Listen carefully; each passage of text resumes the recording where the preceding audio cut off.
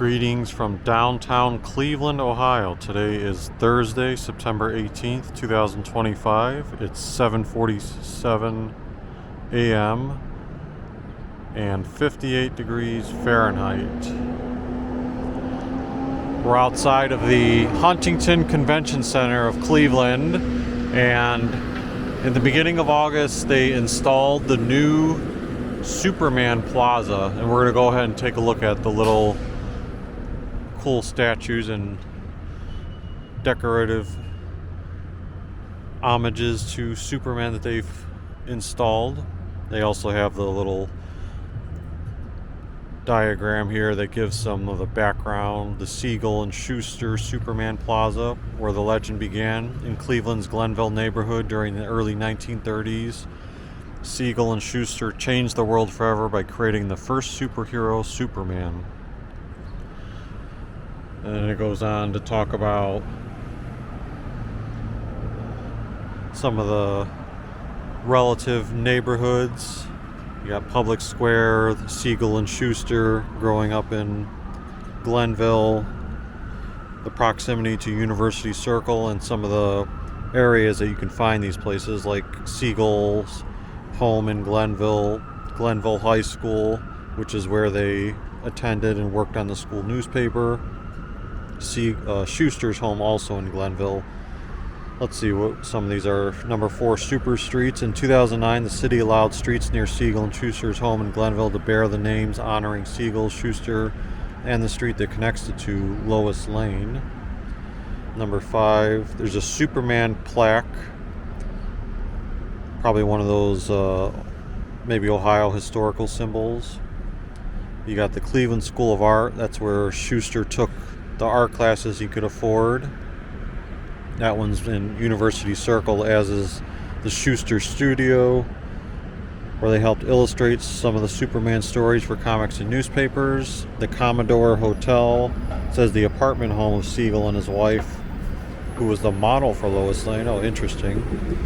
Number 9, Cleveland Hopkins International Airport.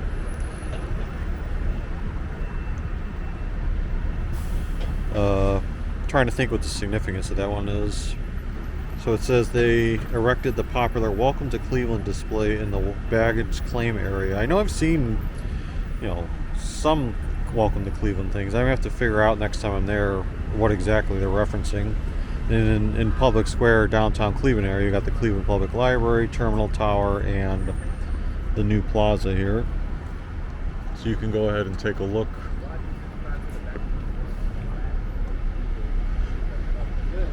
There you've got Superman himself. And then you've got 3 spectators looking and gazing at him. But it's not only just spectators. It's supposed to represent Jerry Siegel, Joe Schuster, and Joanne Siegel. And you can see the likenesses of them, as well as Schuster sketching out Superman lifting up a car and presumably saving someone. And as we read earlier, Siegel's wife he kind of drew her image as the reporter, being Lois Lane. You can see the initials on her, LL, Lois Lane, and he's got the little notepad in it for the Daily Planet. Nice little touch to have that.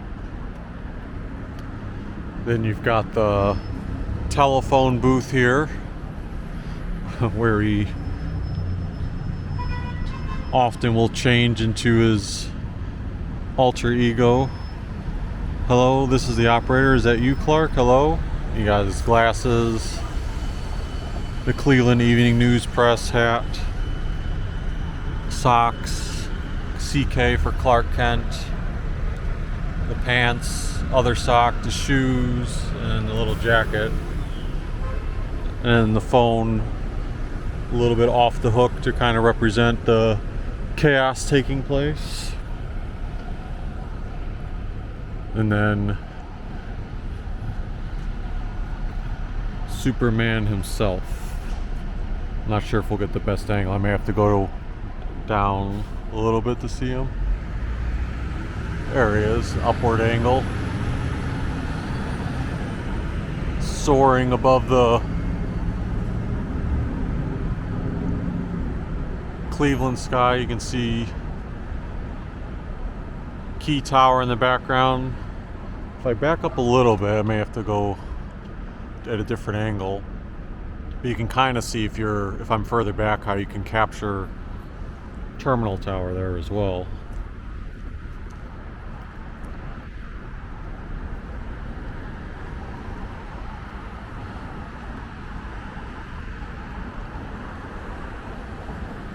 We're just walking down the stairs. And, you know, besides the Superman stuff, you know, just a nice little plaza with the benches and stuff. I'm not sure what the significance of like the little yellow and red markers on the way up are. Maybe someone can enlighten me on that. I'm just missing something. Here, let's see if we can get the shot. Yeah, you can get the shot there of Terminal Tower, but you know, when you do that, then you kind of got the blue pole a little bit more in the way. Still very cool though.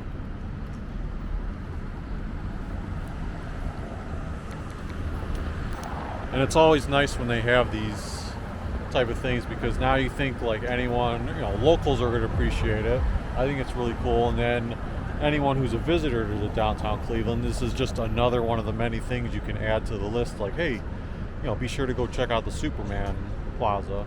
You know, of course, Clevelanders were excited and thrilled with how the city was represented in all the imagery in the recent new Superman movie. But thanks for tuning in. If you enjoyed this video, feel free to hit the like button, subscribe if you haven't already, and we will see you next time.